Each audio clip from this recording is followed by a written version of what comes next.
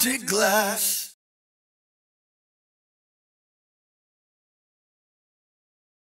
With Never Hike Alone, were there other ideas that you had before you decided upon the one lone hiker and you know, that story that you were telling in just that movie? Were there other ideas that you thought of and then just abandoned? And what were those, or are those something that we're going to see in some of the other films, like Never Hike in the Snow, Never Hike Again, blah, blah, blah, blah? Well, I've always been writing kind of like the Friday the 13th I've always wanted to see. And that's something I can't afford. It's a real big movie. I mean, it's got to be a Hollywood film. It's what I've always kind of wanted. I mean, obviously it has multiple deaths. It has everything that you want. With the Kyle story and with the stories in the Never Hike series, they're more of like these questions that I have. The questions of, if the Jason I know has been gone for 30 years, or there's time in between films, who are these characters that go in and never come out? Yeah. And what are their stories? And that's kind of like what the Disappear music video was about. It was kind of highlighting more about, okay, these are the people that didn't make it. These are the people that didn't get movies because they didn't overcome. They just got killed. And that's like more of expecting of like what would really happen if you ran into Jason. And the story of Never Hike Alone really started from me doing some location scouting and walking around like a set of old cabins and being by myself for a moment and realizing, like, what if I walked around Camp Crystal Lake? Like, how cool would that be? Because it was an element in the 2009 film that I actually really didn't like. I didn't like the Camp Crystal Lake that they built. I didn't like that you went through these series of cabins and the best thing you got to look at was a bed that said Jason on it, which doesn't make any sense logically, because kids at camp don't get their names on their bed or carved it in. And Pamela Voorhees did not have a house at Camp Crystal Lake. That doesn't make any sense either. Like, they would have been living in a cabin. Or what I came up with in Never Hike Alone was that as Pamela and Jason were traveling from town to town trying to find a life, and they actually ended up at Camp Crystal Lake, Jason's not going to be allowed to stay with the other kids, and Jason's not going to be allowed to stay with Pamela in the girls' room. So they made space above the kitchen in the pantry for them to have their own space. And that was their space away from the world. That was their heaven in a way. That's where they were able to be a family. And for the first time when they were at Camp Crystal Lake and they were together before the tragedy, it was the only happy time in their life. It was the only time they were together and they were accepted because they thought that they were welcomed in. And so it was just kind of like logically sense to me. Like, that's the way I always kind of imagined it in Friday the 13th world. And then anytime they give Pamela a house, I just kind of go, what? I'm like, that doesn't make any sense. Like, where did she get the money? It's like, they're poor. Like, she's a single mom in the 50s. Like, nobody's giving her shit. Like, if anything, she's an outcast. She's a cook for 3 months, basically. You know what? I know, she's the cook.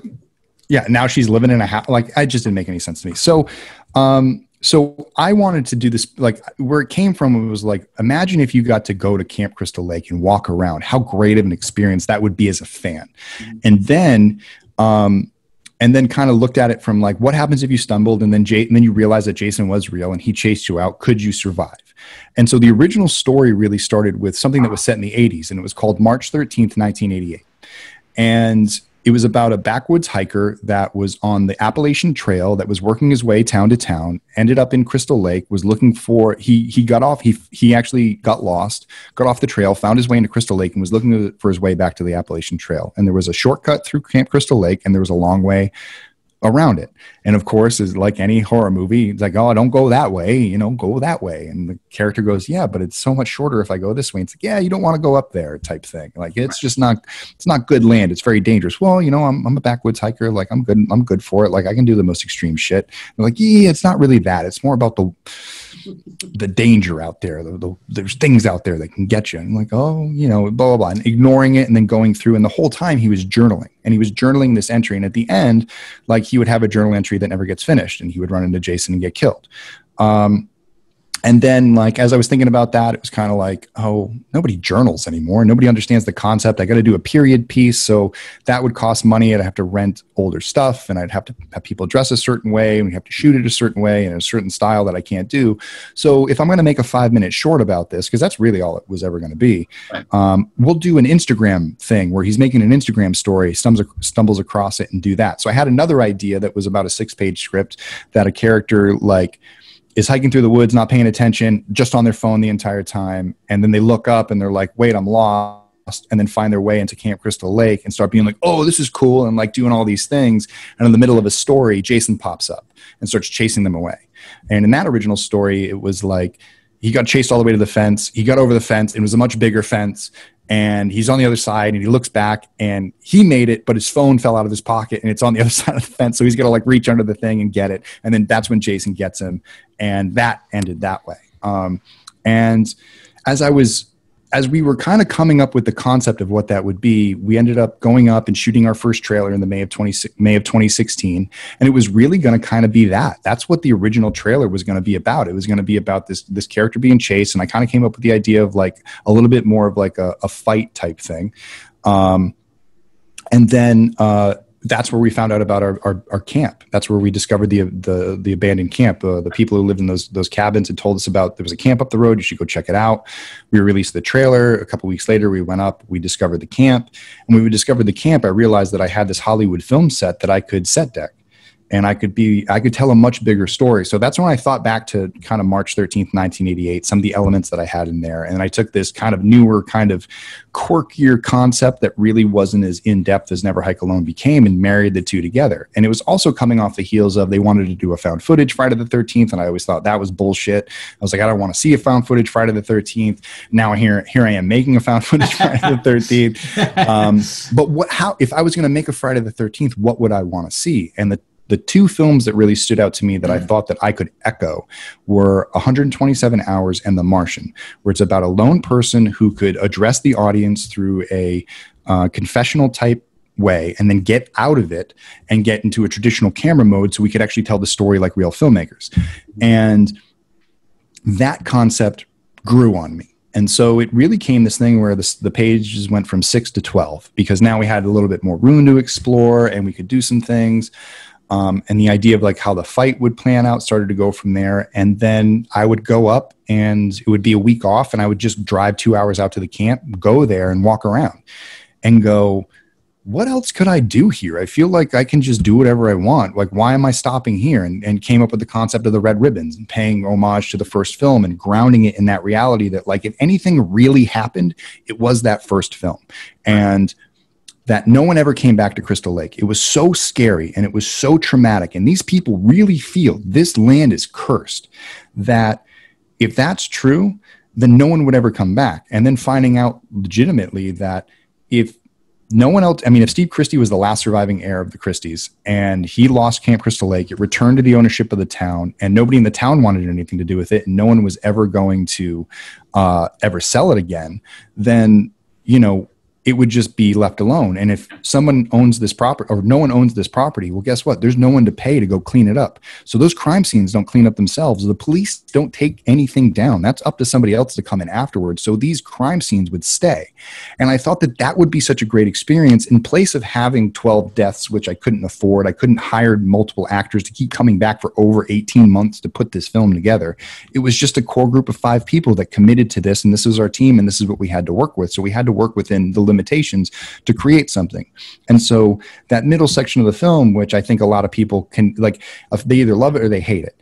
And for me, I love it because it's a tour. It's the tour of Crystal Lake we've never had before. And you have a charismatic idiot who's walking around, doesn't know that he's walking into the middle of the you know, the Black Widow's web. And you know, but you're going down memory lane. Like, you're seeing like, oh, that's the tree they hung Steve Christie from. Oh, that's where Jack died. Oh, that's where Marcy got the axe to the face. And these moments where the audience is ahead of this character, and he just thinks he's looking at this crime from the past, like he's walking around Jonestown. Like, this is just something from the 80s that happened, and it was a story, and it was this thing, but there's probably something explanation, but you know, that, and kind of having that perspective. And I think that's kind of the perspective of the modern horror fan of the time, who knew what Friday the 13th was, but didn't really give a shit about the lore or really study the films front to back like we have as fans. And so it was like, how do I not retell the story, but tell a story that can honor the past without rewriting too much of its history, but also drop some of that history and not acknowledge some of the things that we just never really wanted in the franchise in the first place. And the only real kind of big hiccup that I ran into was obviously the concept of forest green, which I do get help from the films on, because in part 6 to part 7, somewhere in that time, they changed it back to Crystal Lake, right, which is good. And that helped. And so the only change that I really make in my timeline is that Forest Green is just built really close to Camp Crystal Lake. Like, basically no one went back there, but it was even closer than Packanack was. So if you looked at like the order of things that happened, it was like there's Camp Crystal Lake, and then before Green, there was Packanack, Higgins Havens, and then Jarvis. If you look at the way that, like, if Jason's moving through those films, that's the geography. It's got to move kind of in that direction. So if you put Forest Green between them, that became kind of the middle ground where it could technically be on Camp Crystal Lake's land, but if you really wanted to go to the original camp, it was a little bit deeper in the woods and a little bit further down the road because they really didn't want to rebuild there. And that's kind of the only change we made. And I think most people, I mean, some people made some Forest Green comments, but at the same time, most people don't even notice because even as the films went on, it was always referred to as Crystal Lake. So I didn't want to be in a world where I was talking about Forest Green and fans who really weren't up on the knowledge being like, what? I thought it was Crystal Lake, you know what I mean? And be like, well, you have to research and you know what I mean? It's like, as a filmmaker, you can't have those conversations with somebody who's watching your film out of context. So I had to sometimes placate towards things that like, okay, I'm making this for fans, but let me make this for everybody too. But just basically make it well enough so people will understand what's going on Friday the 13th, but the real fans will see some of the underlying things and be rewarded for paying attention and being rewarded for being fans. Hell yeah, man. You mentioned the fans here, and you got your crew, you got your new concept in line, and then you hit the Indiegogo. Yeah. Right? Yeah. 294 backers raised $18,934. Mm-hmm. And this, what is it? What doors does this open at this point? Not as many as you think. So at the time, we had probably spent personally $20,000 on the film at that moment. And so what I learned very early on after doing an Indiegogo and doing a Kickstarter was a lot of that money that you see raised on these platforms don't go into the film. They go into the shipping for what you need to do to ship everybody these goods. It goes into the production of the t-shirts and the posters, and I got to buy poster tubes, 10 for $25, $50. It's like the prices range and you got to try and find deals. And if you don't pay attention to that stuff and you don't realize it as you're tiering out your systems, you can end up spending more on perks than you do on your movie. And that's ultimately what happened to us with that Kickstarter campaign. That Kickstarter campaign helped us get a little bit more. It helped me get help me get some people on and help me do some stuff, and it helped get the film out there into the fray, but it didn't really fund the film. And it actually funded one weekend. That's all it funded. It funded the major weekend where we filmed the night fight. No, actually, it would film the fight where we did the high fall with Jason, him getting tossed out and fighting, and then a lot of the stuff on the porch and the face reveal. And then we had to raise more money afterwards personally to film like other parts of the fight, other scenes that were shot at night, and things like that. It paid for basically 4 days worth of filming, is what it came down to. And then it wasn't until we did the home video campaign, which I never intended to do ever because I thought it was illegal. And I was like, fans kept hitting me up for it. And then I started researching other fan films, and I went, okay, they've all done physical media and they haven't been sued. So it must be, again, something that it's basically like, I'll try it. Everything that I do with this it always starts with a press release. It always starts with getting it out to as many publications as possible so I can get sued, so I can get the cease and desist now rather than after I've raised the money. Right. Once I've kind of survived the press release of it, I then launch the new campaign saying, at any time, someone can step in and tell me to stop, and I will stop. But if you, the fan, are saying, you want me to continue to do this, here's what I need. And here's are the resources that I need to go. So what was nice was that the home video campaign was what paid for the film. It was very costly to get those Blu-rays made. It was probably like 15 grand just to with all the things that kind of went into that. And then there's the shipping and everything else that we raised in that campaign. But that kind of $30,000-ish that we raised was what got me out of the personal debt that I put myself in to make the film in the first place. So that's when I broke even. And then I kind of broke even. I was getting close, and then we did the second edition campaign, and that's what got me back. And that's when I was finally like, okay, I can cut up this credit card and I can move on with my life. And we took the additional money from that campaign, and we're actually able to make a substantial donation to Penny Pines. We made a substantial donation to the JD Martz Recovery Fund, our DP, who broke his neck at the end of filming of Never Hike Alone, unrelated to the film. But shortly after filming, we lost a really good friend of ours to a neck injury. He's now paralyzed from the shoulders, chest area down. He's doing really well. He's back in Massachusetts, but obviously his recovery is something that we try to get fans to invest in and pay attention to. And then we also had a film that we were working on at the time called Pathosis. And we had everything in line except for a location. And the location that we wanted was like a $4,000, $5,000 fee. And so we had this money and we said, here we go. We have our location fee and we can finally make our first original film. So that money went into the original film and we were able to produce that, which we just released on October 1st for the backers of the film. Because so fun time in crowdfunding, Will. We make $50,000 on paper, we make $50,000 on the Never Hike Alone home video campaign. We made $6,000 on Pathosis, our original film, saying, okay, now you guys want us to make something original. Here we are. Here's our project. And, fans go, no Jason? Nah, I'm good. Yeah, right. And so, paying my own price, for not having Jason on the poster. And I understand that Jason gives me things that I normally wouldn't have as an independent creator. And I acknowledge that. And it's a responsibility that I have. But I'm not just wielding the hockey mask because I think it's going to get me more money. I'm a fucking crazy person who loves Jason Voorhees, and this is what I've always wanted to do. And fans are allowing me to live the life, not so much live the life, but live this experience of being able to make these movies and have this responsibility that the studios never even allowed me to go be a PA on.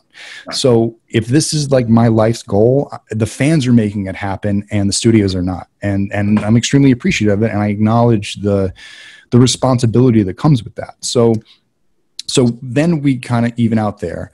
And that's when I got to the point of, what do I do now? And so when I had finished Never Hike Alone, before the film came out, because I had worked with Tom and because I always wanted, there was always a plan to approach Tom Matthews and have Kyle's character and his character cross paths in some way, shape, or form. In the original version of Never Hike Alone, Kyle dies.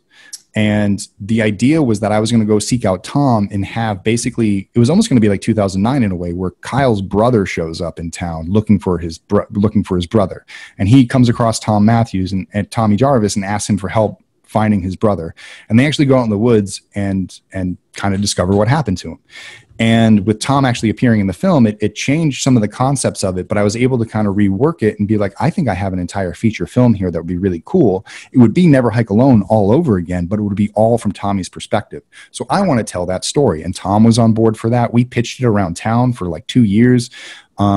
Everybody loves the idea. I pitched it all the way through. Everybody says that's a great film. I want to see that. And the lawsuit happens.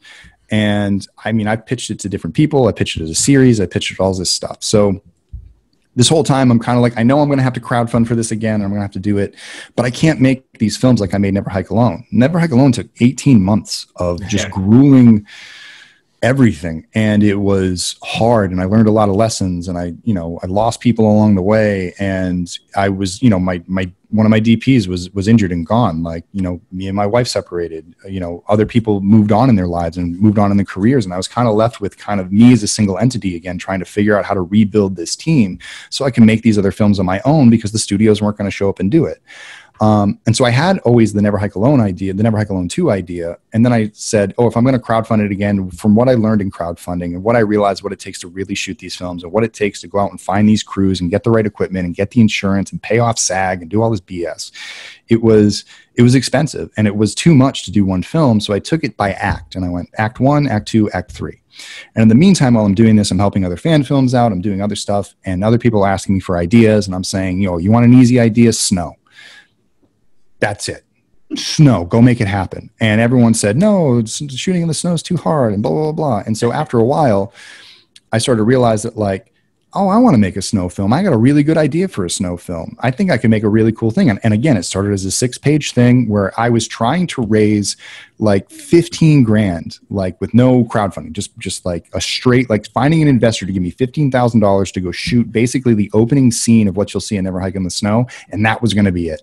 And it was going to be a surprise. I was going to drop it on a Friday the 13th and be like, here's snow, motherfuckers. And like, here you go. This is for the fans. This is for you. Now help me make the rest of the movies. Right. And that didn't happen. I wasn't able to raise that money independently. I went a whole season, and I was working on The Rookie at that point. I didn't have time to make films. I couldn't get back to it.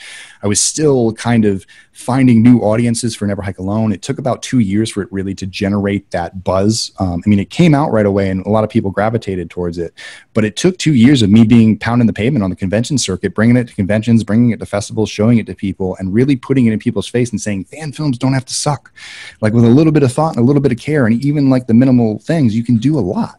And so once I kind of got through there, I developed I still had my concept art and all this stuff for Never Hike in the Snow. So I would show it to people. And my idea was, okay, we're coming up on another winter. I'm not making Never Hike again yet. I'm going to make that next spring. But I think I can produce this now winter short over the winter and then get into production in the spring and go right into the thing. So now we got a prequel and then we got the films. And that will be a lot of fun. And we can use this to build our new team. We can get all our new, there's a whole logistical side to this that's really boring to talk about, but there was that plan of it too, of being like, this is going to help us figure out our logistics. So when we get to the really super important stuff, we're a well-oiled machine that's not making the same mistakes that we made on Never Hike Alone that cost us thousands of dollars in personal money because of damages and idiocy and just being dumb idiots trying to do stuff and failing along the way. It's like, we need to learn from our failures. And so Never Hike in the Snow is a product of learning from our failures. And what took us 18 months previously took us 3 weekends to shoot Never Hike in the Snow. And 3 weekends right in a row, we banged them out, luckily right before coronavirus. And what stopped us from moving fast and getting that film out and doing it on the original plan was Corona coming out. And kind of like throwing everything into the fray. So our plan to kind of get into it that summer and do another campaign and get to the next film going. So when people saw this, there was something right behind it and it could feed right into the next thing. It really didn't happen. And Never Hike in the Snow made way more money than I thought it was going to make. 100,255 from 2,237 fans. Yeah. So, so it was a lot. And so it was a big undertaking. And my entire fall after that was done was fulfilling. And so I spent a lot of money fulfilling that kind of part of it. And the way it ended up breaking out was about 55-45. Still learning lessons on Indiegogo and kind of starting to realize that like posters that need tubes are really costly. Like it's funny, like just to talk about this and be like, yeah, so poster tubes, they kind of like effed me out of some money. And shipping posters and the fact that like, if you ordered something and you got a Blu-ray and a poster, well, shipping that to Canada or shipping that overseas, that you're hitting with a $16 charge twice. So that's $30 that you're losing right there. Now multiply that by 90 people. It adds up and thousands of dollars go away in your budget. You're also talking about the fact that Indiegogo took $10,000 right off the top. So I started with 90.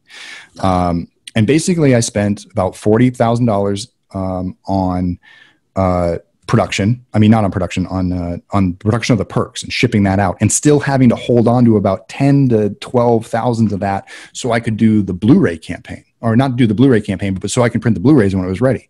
That's one thing about pre-ordering Blu-rays that I don't like is the fact that, yeah, I can pre-order, I can say, hey, pre-order a Blu-ray, but I'm putting myself in the hole about $10,000 right away.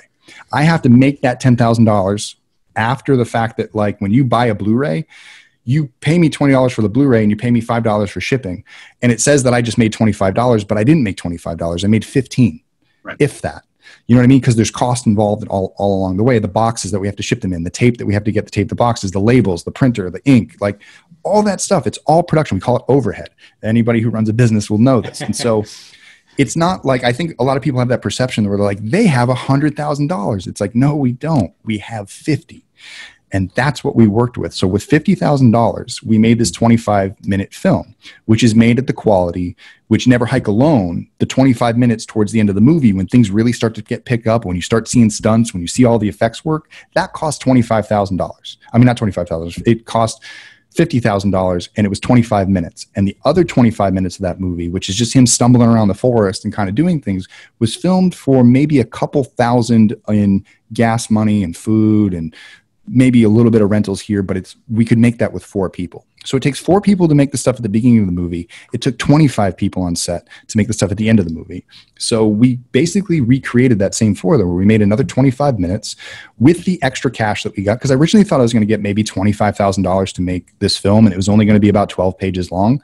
When it doubled, I doubled the length, and I was able to add more scenes, continue the story a little bit more, and leave it off in a place where it's not going to be like Never Hike Alone. Even though Never Hike Alone ends with an open ending, and we know that there's more story to tell, this is more designed like a pilot episode. So you know there's more coming. We're going to have to step into the next chapter because you're going to have questions. You're going to be like, wait, okay, now what? You know what I mean? And that's kind of what we want Friday the 13th fans to do. Not be like, wait, how? It's like, now what? Okay, show me the next part. Show me what happens when finally this stuff starts to happen and stuff like that. So, and the idea with this is that we have to keep it rolling. Like we got to make this one. We're going to let people digest it and watch it. And I'm going to read the comments, and I'm going to see what works and what doesn't, just like I did with Never Hike Alone. You know, I've made tweaks to Never Hike in the Snow to like make things a little bit better, a little bit more well-rounded for everybody, you know, gives them some things that they wanted to see in the first one that I didn't have the ability to fix, some of the mistakes that we made in the first one that was just kind of too late by the time we released it, or too late by the time we realized it type stuff. And, you know, the film had already been out. We're like, oh shit, you know what? I never noticed this. Or like, why are the footsteps so loud? The footsteps are so loud because we missed something in the mix. We mixed it in a theater. You know, we were in a theater. We got a favor. Somebody brought us into the Sony Picture Theater house. The people who mixed Blade Runner mixed Never Hike Alone. So we got 1 day. That was the trade-off. They were in between things. They did it as a favor to somebody. We got 1 day in this theater mix. I'm listening to it in a theater, so there's subs there to kind of fill in all that empty low end. And when it works, and when you hear it in the theater, it's like, wow, this is cool and powerful, and it sounds well-rounded and well-designed. And then on your computer speakers, it sounds like thump, thump, thump, thump, thump. And it's like, oh, like even I'm like, that's not how I wanted it to sound. But it's out, it's done, we got to get it out. Like I'm rushing to Telluride to get it out, stuff like that. So it was really just kind of a product of, okay, we learned a lesson. We learned a lesson that we have to mix not only in the theater, but we have to mix so I can listen to it on my headphones. And then I got to listen to it on like shitty computer speakers and a shitty phone speaker to see what's not going to carry over when you don't have the ideal surround sound system that's going to fill in all that space and make it a little bit more enjoyable and fun. Rather, it just kind of stands out and stands on top of everything. So there were different things, and so I learned some things about sound in that, and we've worked on that for this. You know, I'm working with Iceman Sound on this film. The first thing I told him, I was like, we got to fix these footsteps. Like, we got to figure it out. When he steps on a surface that's like not concrete, it can't sound like concrete. When he steps in the forest, I want to hear crackling. When he steps in snow, I want to hear snow. Like, I want to hear weight, but I don't want it to be on top of everything else. I just want it to feel heavy and scary, and that's all I want. And so they did it, and there is a little bit of a fuck you to everybody in it. I'll say that. We have some fun stuff in there that you're going to laugh. We hope you get a chuckle out of it. It's not meant to be like goofy funny, but I think when people hear some of the footsteps in some moments, there's kind of some heightened sensitivity stuff that I think people are going to be like, these fucking idiots. And I kind of love it. Now. I can't wait, man. Yeah, so it's going to be fun. Go ahead. I'm just saying, we are on record as saying we see all the fan films. We have to. You know, we have no choice. We got to talk about them. Mm-hmm. Never Hike Alone, man. It's a cut above, no pun intended. I mean, it's absolutely, the polish is there, and looking forward to this next one. And we're going to continue on. Is it going to be more crowdfunding to get these other chapters told? I mean, that's the way we're going. Exactly. So the idea is we can do a crowdfund and we can get the movie made. Then we can do a post thing like we did now. And it helps us with like, we were originally supposed to do 5 days. And then I ended up doing a 6th day because I didn't want to kill my crew. We had like the last weekend of filming, we had 2 major effects things that we had to do. And originally they were scheduled for the same night. We were going to work all night, all the way to the morning, kind of like the last scene of Never Hike Alone. We worked 2 overnights in a row.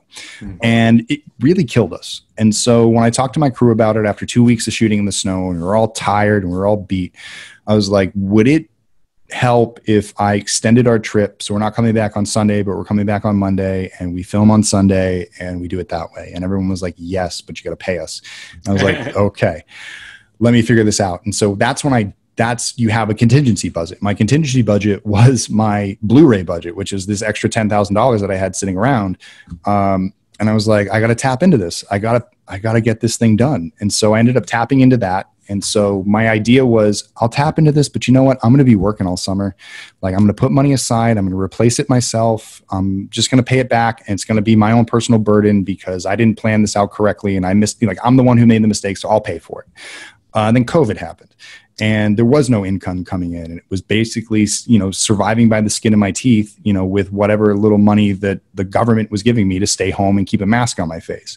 And so, it wasn't until I kind of got to this moment where I was like, you know what, like there was still more, like people were still bothering me all summer for Blu-rays. They missed the campaign. It always happens. And then we were coming out with, I anticipated that when we came out with the trailer, anybody who had saw the music video, who had saw the original artwork, who had saw just some of the concept stuff, because we didn't have like what we have with Never Hike Alone, which was a working trailer that allowed people to introduce them to what they were going to see. It was just a concept and nobody knew it was there. And it was just a simple storyline. So with this kind of ability to show you that we were working with Red Epic the entire time and not just a quarter of the time this time, that we shot with the same camera every time. We did shoot in the snow. We introduced the new weapon, the bow and arrow, that like we've seen used a couple of times, but never actually anyone firing a bow and arrow on screen in Friday the 13th. We always see the aftermath. I was like, this will be a cool concept. And that was the original concept, was built around the bow and arrow. Because I like archery, I do it as a hobby, and I always thought it'd be cool to see Jason fire a bow and see a little bit of like undead Jason take some of the non-undead Jason, although I always consider him undead. My version of Never Hike in the Snow, in Never Hike Alone, Jason was always died. It's everything in the first film is correct.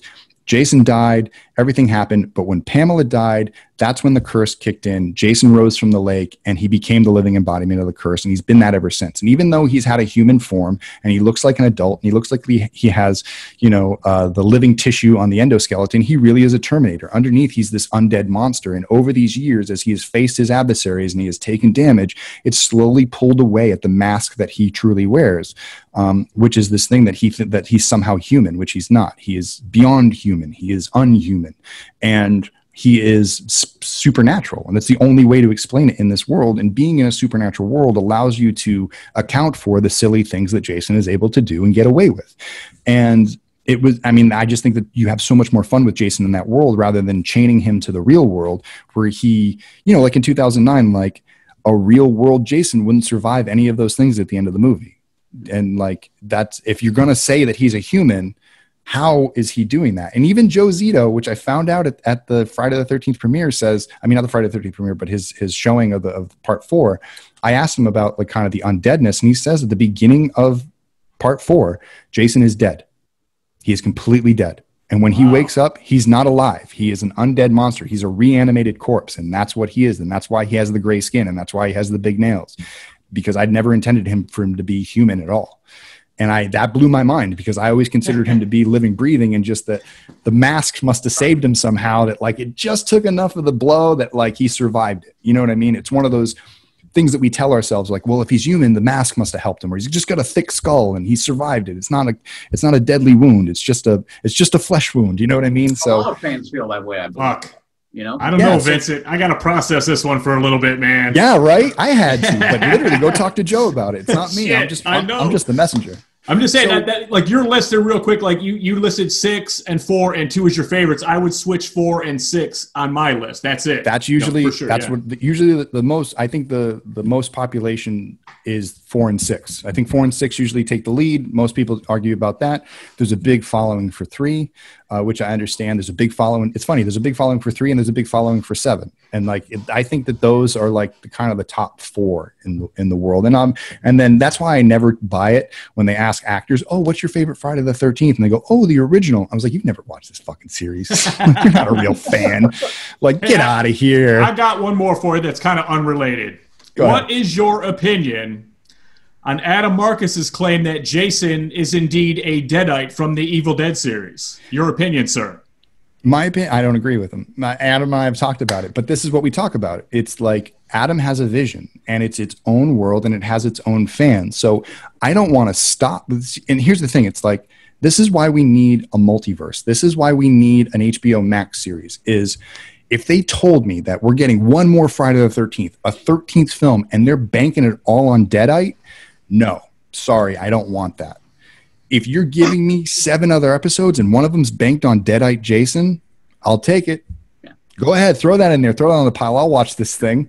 Like, and I might like some of it and like it as a concept, as a one-off thing, but don't tell me this is where it went, because it's not where it came from. This feels like you took a big left turn somewhere, and this is not what I felt that as a fan that this is what it was building towards and this isn't that, but it is for some people, and they should be allowed to have that. So if they want to talk about that and they want to talk about like what if Jason was a Deadite, I think that is a healthy thing. I think the what if question mark is great for Friday the 13th because Jason, as I think Never Hike Alone sort of proves, can be inserted into multiple different things. I think it's less about trying to get things to fit into the formula and more about putting Jason in other formulas, which will be interesting because it just gives us something new and it allows Jason to be Jason, but it takes these other stories that like we're familiar with, but when you put Jason in there, it just gets better.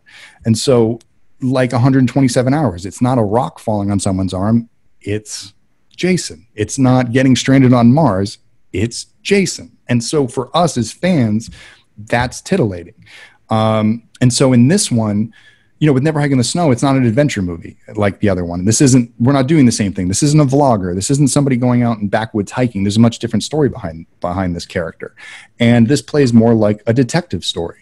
This plays more like a police procedural. Like it's almost like it got inspired by The Rookie from me working on 2 seasons of that show and seeing police work from the eyes of Hollywood, but also talking to the police advisor on set who was a working police officer in the LAPD police force for over 20 years and now advises, you know, police, you know, actors on set for how to go through protocol, what the right codes are and stuff like that. And I would constantly talk to him about that. And I would watch how the film got shot and how these characters as police try to put together their arcs for that episode and try to solve a crime. And so in terms of Never Hike in the Snow, we have a missing child in Crystal Lake. And what if someone goes missing in Crystal Lake? How does that play out? Because this isn't a film. This isn't the film where 12 people just got killed in a cabin and we know what happened. This is a mystery. How do the people of Crystal Lake justify this? How does information pass from one person to the next? How do the police handle this stuff? And then how does Tommy Jarvis fuck it all up? And you know what I mean? And so you have these different opposing sides of what is happening. You have this world where Jason has been missing for 30 years. No one has seen him. No one can prove that he exists, but people disappear from time to time. That's why we made the Disappear music video. It's about the things that, you know, you can't explain it. And for most people, they just want to ignore it. They want to turn a blind eye and say, well, the woods are the woods and the forest is the forest and people go missing all the time. Who's to say whether it was Jason or they just got lost? Yeah. And, you know, these characters who get stuck in these stories, what are their stories too about like trying to get away and stumbling into this trap that they didn't know exists because they're ignorant to it. It's been too long since something has happened. And so they live in this post Friday the 13th world where it's just a legend. And it's too late when people find out that it's actually true. That's what happened to Kyle, and that's what happens to this character, Mark Hill, who accidentally does kind of the same thing that Kyle does and accidentally lures out the beast, has to try to do enough to get away so he can either be saved or, you know, found before it's too late. And in the meantime, unlike Never Hike Alone, we have other characters now. So now you see the people that are actively working from the other side. And I think that what makes this unique. And it's going to be different from Never Hike Alone, but it's going to give, I think, people something that they wanted. You know, I only had the one actor before, so I had to tell it all from his perspective. And if I would have jumped to another perspective at the end of the movie and all of a sudden introduced the ambulance drivers pulling up and finding him and doing all this stuff, it would have been a weird jump to other characters that would have made really no sense. We were only in Kyle's perspective the entire time. So when he wakes up, we wake up in his perspective, which is also an echo back to every Friday the 13th film we've ever seen. Like imagine if you never left the first person perspective of the final people, they always ended up like in the final scene, in a hallucination scene, in a dream sequence, and then they wake up and the cops are there. It's like, who called them? How'd they get there? Like, what's going on? Like, only part 2 makes sense because the kids would have come home from the bar and found everything. But part 3 doesn't make much sense. Part 1 doesn't make much sense. You know, part 4, obviously they don't do it, but they were going to do the bathtub sequence and they wake up in the thing. So I was kind of playing off of that too. But in this one, it's like, I want to establish more people. I want to tell more stories. I want that outside perspective. I want to give that kind of, because as a fan, me too, that's what I wanted. You know, like a lot of things in Never Hike Alone aren't my first choice. I just tried to make them good. I tried not to let them take the film down, but try to give something in replace. So I don't have multiple kills, but I got multiple stunts. I got a bunch of stunts that probably would have killed dumb characters from the 80s, like getting tossed out the second story window would have killed an 80s character, even though it wouldn't kill anybody. You know what I mean? Right. Like there were things like, oh, the character's not going to move and he's going to get hit in the head with the axe. Well, our character moves. And it's just kind of like, I wanted to create Kyle to be the character that we always thought that we would be in these films, the character that would move, the character that would survive, the character that would keep fighting, the character that would be the final girl. Just so happens that you're the only one, so like you have to make it interesting. And so we replaced kills with almost kills and turn those into stunts, which are entertaining and exciting to watch. And so when you and it was kind of like our purpose. And then obviously like surprising somebody with a face reveal, or having the head crush at the end be like kind of our big effect that we did in the film.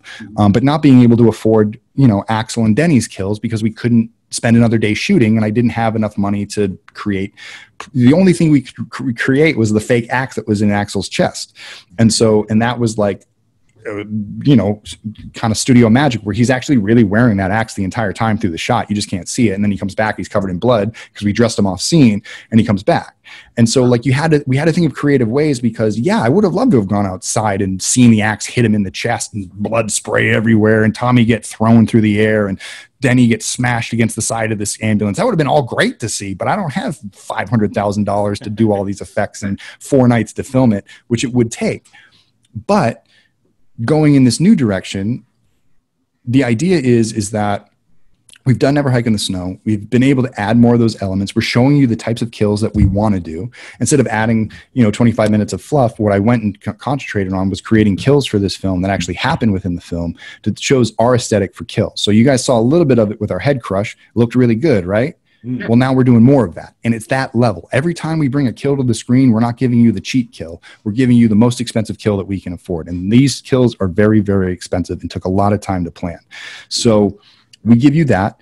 And so that's our promise going forward, is that when you see a character killed on screen now on these Never Hike films, like, you're going to see some shit. And it might scar you because it's really messed up. I've had many, like, Tom looked at me and said, "Vin, you're really messed up." And I went, "I know." It's like, sorry, but I think this is going to be entertaining and people are going to love this. I mean, obviously putting blood in the snow is a lot of fun there. And then as we move on in this series, it's always promising you something else.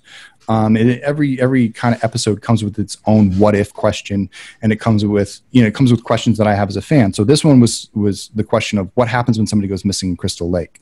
The next film, which is the next start of like the next real big arc, is what has Tommy been doing all these years, and how did he find Kyle? Everybody wants to know that story. And so I want to tell that story because it's really interesting, and I think it tells a lot about Tom. That means the first half of the film isn't really about Jason stalking around or doing much. It's more about following Tom around and see what he's doing in his daily life, but seeing how Jason still plays a role in it. I really love part 5. I love Hallucination Jason, and that's why I did Hallucination Jason in Never Hike Alone, and he shows up at the back of the ambulance. That was a callback to part 5 of Jason showing up at the end of the bed of Tommy Jarvis at the end of the film. In my world, Tommy still sees Jason. So we'll see Jason at the beginning of the film. He's just not going to really be there, and Tommy doesn't really know if he's real. And you see how Jason's been haunting him all these years, but how Tommy's managed to build some sort of a life. And after the events of Never Hike in the Snow, there's going to be some things that happen in the film that are going to change his perspective a little bit, and the way he handles things. And you're going to see that there's a little bit of hesitation now, because I won't spoil anything, but you'll kind of see how this has managed to be kind of this nut that Tommy can't crack. I mean, this is the pilot episode. We can't have Tommy, fight and kill Jason and do all this crazy shit in the film. It's got to be kind of like a thing where how did we get to Never Hike Alone? Why is it going on? And when he's in the ambulance sequence, does he react the way he reacts? Does he talk the way he talks? Like, we're kind of establishing a little bit of what he deals with. So when we finally get to that scene again, which we're going to refilm in the film, we're just going to do it all from Tommy's perspective. And we're going to go outside the ambulance. We're going to see Axel take that axe to the chest. We're going to go outside. We're going to see Denny's head get smashed. And we're going to see Tom get back in that car and drive away, all from his perspective. But the film continues. And then we see what happens down the road, when Tommy now gets a chance to regroup and realize that Jason's out here and realize that he needs to fight him. And so what I really want to build towards at the end of that film is the real, like, Tommy versus Jason, like, all-out fucking brawl, like a big fight sequence that's really that. And it's all about Tommy and Jason. And Never Hike in the Snow is the prelude to that.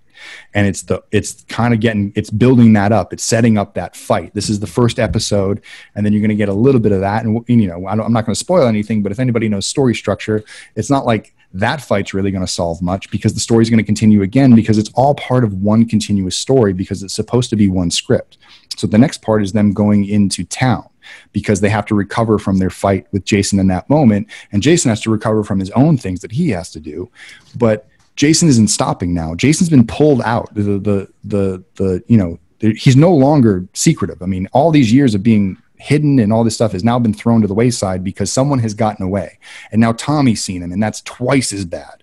So Jason starts this thing where he's coming into town, and that's really something we've always, what happened if Jason came to Crystal Lake? And that's the title of that episode, Jason Takes Crystal Lake, which is, this is a lot of fun. And we get to see Jason work his way through neighborhoods and murder a lot of people while Tommy and Kyle are back at this hospital licking their wounds and trying to figure out what's happening next. But mostly Tommy, as he kind of takes over the main role, and Kyle's like his supporting, like Kyle's kind of like, it's like Obi-Wan and Luke in a way, where it's like you have the old character that survived all the old stuff, who's going to teach this new guy who doesn't know what the hell is going on, that there's a lot more to what's happened, and that even though he got away, the story's not over type thing. These guys are already committed to ride this journey with you all the way? Oh yeah, I got Tom, Andrew, Vinny, Doug Tate still on deck to come in and do some work with us. If not as Jason, as a character on screen. I'm open to bringing on other alumni into other roles that fit, not necessarily to bring back roles and have cross-streaming things, but you have somebody as a cameo as like something, you know what I mean? Like somebody who's at the hospital with their arm in the cast or something like that. So little things like that, but mostly like my core cast is cast. They're there for the next 3 films. They're ready and they're committed and they can't wait to do it. And they're really excited. I have people to cast along the way because each film has its own challenges and things, and splitting up these episodes allows us to focus on specific locations and shoot in there and spend the money there. And then, completely spend it, move on to the next thing, raise more money, figure out what it's going to take. Well, first figure out what it takes for that episode, set that number, say if you want to see the next episode, this is how much it costs with everything that we want to do, see how much we can raise. If we raise the money, we make the episode as is. If we don't make the money, we try to scale it back in some way. And then we work towards the final episode, which is the final hike. And that's the final showdown. And this is for me, this is, I think, the only appropriate ending to Friday the 13th that is out there. This is the only way that it could end. This is the only way. And it's cool. I got some theories that I can't talk about and stuff like that. Some stuff that I really thought about that I think would be really symbolic and meaningful and emotional. And I want to really build some emotion with Jason in this character, not making him so sympathetic per se, but understanding that like he is a little bit of a victim of the curse himself. Because if we think back, Jason wasn't an evil kid. I never thought of him like an evil kid. He was misunderstood. And that's why we relate to him. We were all at some point in our lives misunderstood, weird kids who watch Friday the 13th films and nobody really understood why. But we relate to it in that way. And that, this all came out of this act of revenge and vengeance and all this stuff, but he's been pulled into it to himself, but now he's stuck in this cycle. And now it's like, he's not innocent because he's still executing it. And at any time, like he doesn't have to do this, but he does. And he continues to do it for Mother and it continues on. And so Tommy has been trying to figure out how to end this for all these years. And he has a theory and he knows what he wants to do, but he doesn't have all the answers. And he can't seem to find Jason when he has these episodes and he has these moments where he feels like he's got to go out there and find him and kill him right now. Jason isn't waiting for him. Jason is fucking with him. And the curse is messing with him and it's driving him nuts. And it's making Tommy look nuts and it's putting him at risk for other things where the police are watching Tommy. They don't think Jason's out there. This is Sheriff Rick Cologne here. It's not the brightest bulb, in the drawer. And he doesn't really care about Jason. He only cares about Tommy. Tommy's the one who locked him in the cell. Tommy's the reason why Garrus got killed. Tommy's the reason why all this trouble started in the first place. And every time something happens, it always seems to be around this goddamn asshole that keeps stepping in and inserting his nose and stuff.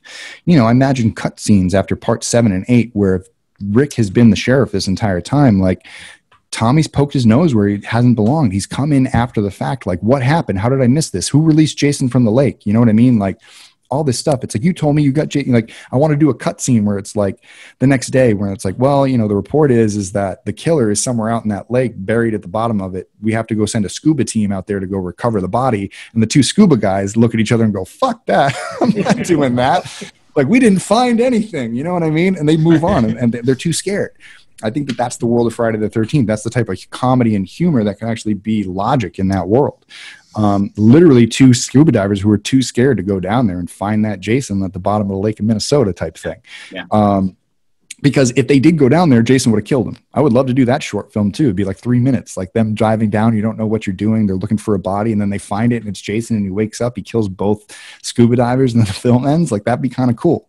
So, yeah. So there's like stuff like that. And you know, so anyway, Tommy, he just gets this itch that he can't scratch. And what ends up coming in, just like Obi-Wan and Luke, is that Kyle is this key.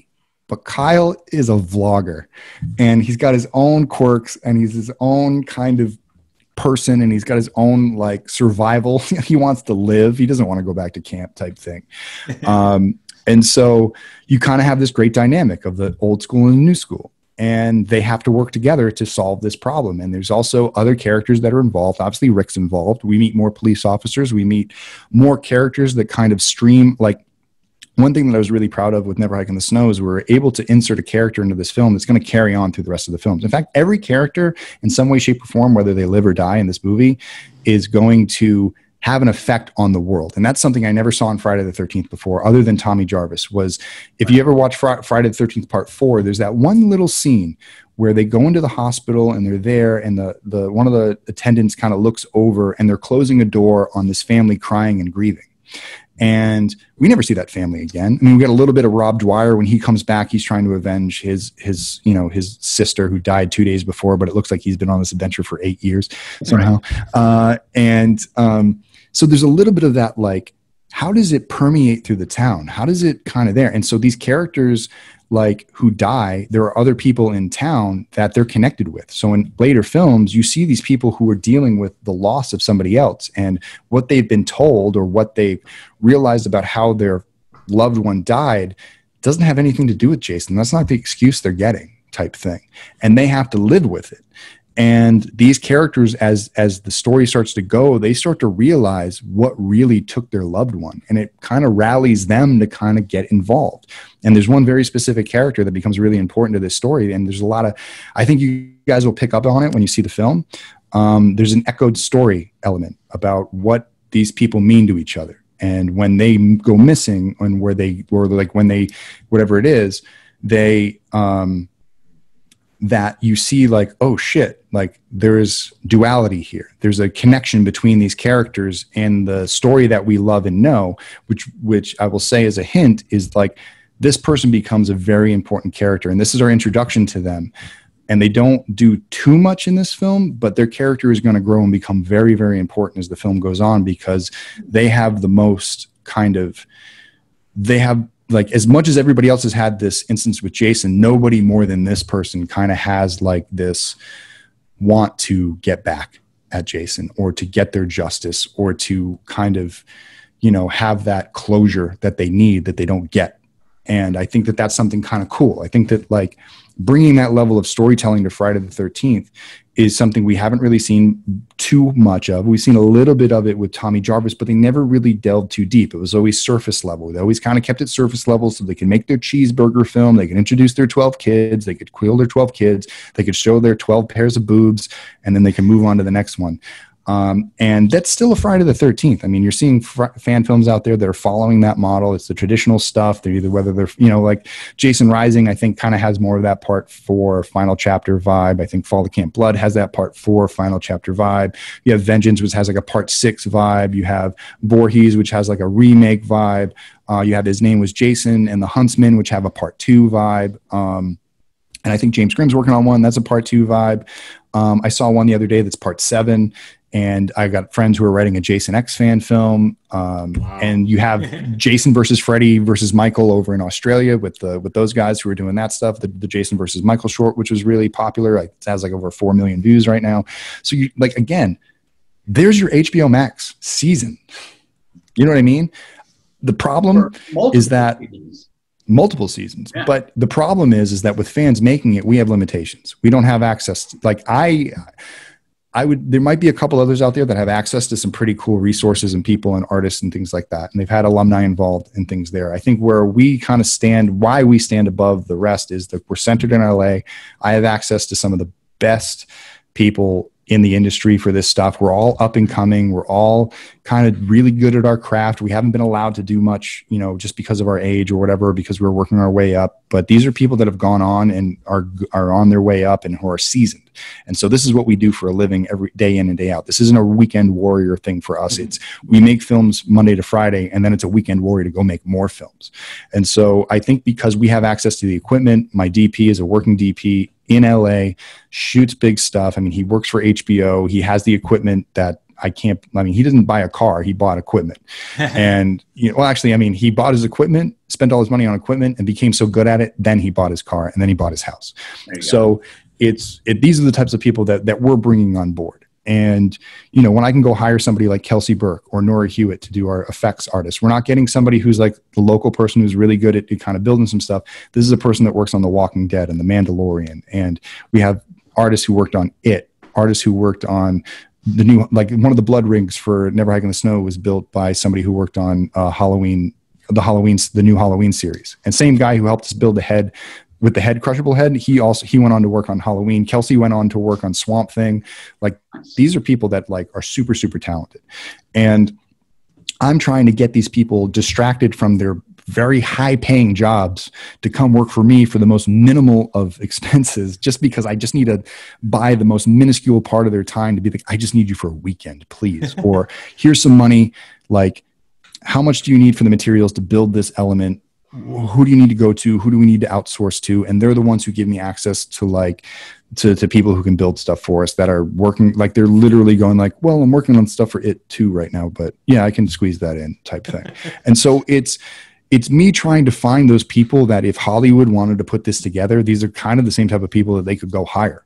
And then they're also the running gunners. And a lot of our crew are people who have contacted me. A lot of our PA staff and AD staff come from filmmakers or upcoming filmmakers or students who want to come out and just help. And so that they become our PA crew and they work as volunteers. And so the way it ends up working is I work as a volunteer, our producers work as volunteers, and our PAs work as volunteers. Basically, the entire production and AD staff work as volunteer.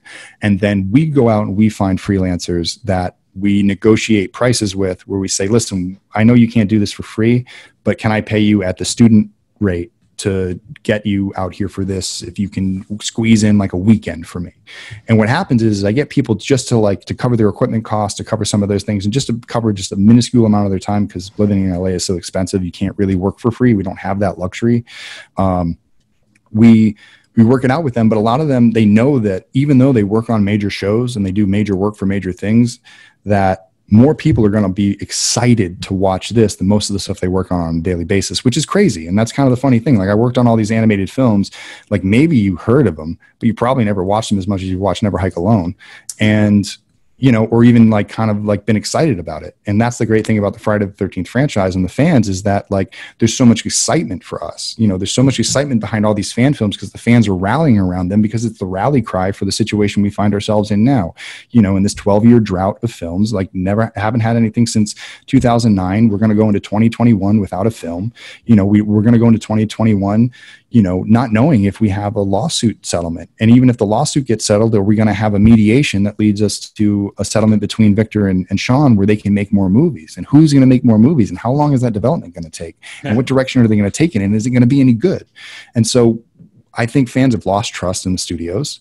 And I think that it's about time the studios stopped trying to just produce Friday the 13th films, trying to figure out what we want, and just start bringing some of us in and figuring out who we are and figuring out what we want, and stop hiring people that really just like, okay, I got to make a Friday the 13th, I guess. Like, get somebody who's like, I want to make this Friday the 13th right now. Like, I want to make Friday. I love Friday the 13th. I've studied Friday the 13th. I understand the fans. Like, if it's not me, and if they don't think I'm qualified, which I completely am, because I have experience at all levels. I've worked on $50 million films, $70 million films, $20 million films, and I've made these films with $50,000 look like they were made with 500.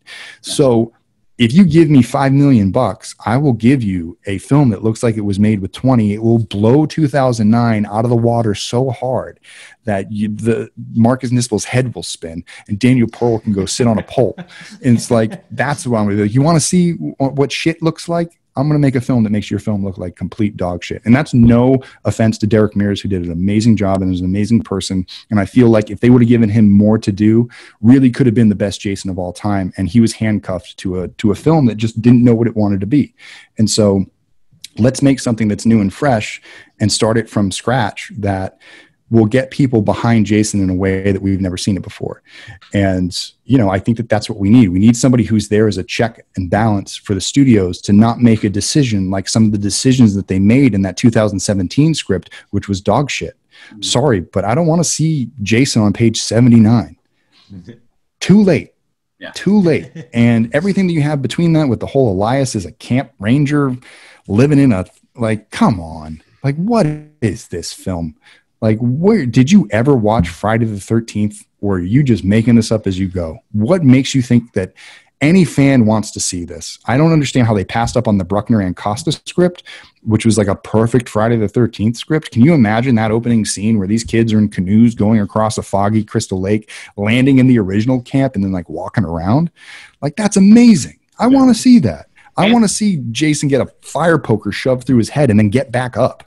You know, I want to see Jason get, you know, hit with whatever you can and him just keep coming forward. I mean, that whole end sequence where the ambulance is driving by with his body in it and it crashes and he comes out with a bone saw and starts cutting down the entire town in the town square while the main characters are stuck in a cop car as he's fucking bashing it. Like, I'm like, here's the Friday the 13th movie I want to see. How did you not make this film? And they were going to make it in 3D. Like, we missed out. So Nick Antosca is one of those writers that anytime I see his name attached to damn near anything, I get really excited about. Who is that? Antosca? Nick Antosca. Yeah. I always say his name wrong. And I really like David Bruckner. I think he's a very accomplished director. I really liked his work on The Signal and the stuff that he did for VHS and Southbound. And I was very happy to see that he moved on and was able to do The Ritual and is now getting Hellraiser. I think it's funny. I've known about him for a long time, and he's really a really great director. And I think Friday the 13th would have been in great hands with him. But if you look at his career, I mean, he made The Signal back in 2009, and then he did a couple of anthology things.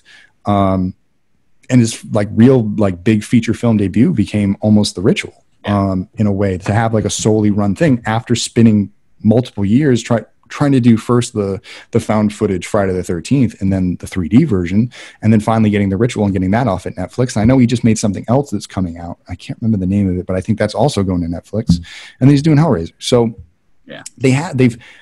if they couldn't recognize that they had that and that's what they should have made with, then the people who were making the decisions at that time didn't know what they were doing.